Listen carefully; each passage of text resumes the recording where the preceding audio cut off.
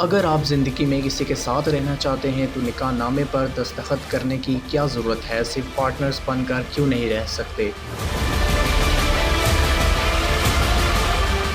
मलाला ने अपने ही अल्फाज पर मलाल करते हुए पीसीबी के एक एहलकार से शादी कर ली। बर्मिंघम में आलमी नोबल इनाम याफ्ता मलाला यूसुफजई शादी के बंधन में बंध गई हैं।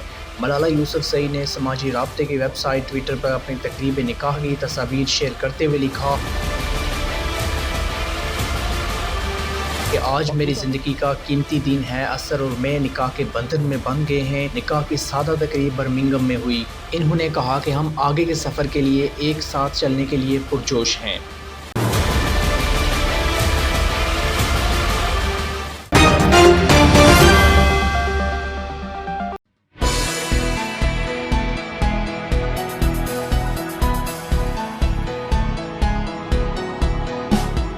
कश्मीरी अवाम का हकीकी तर्जुमान, रोजनामा कश्मीर एक्सप्रेस।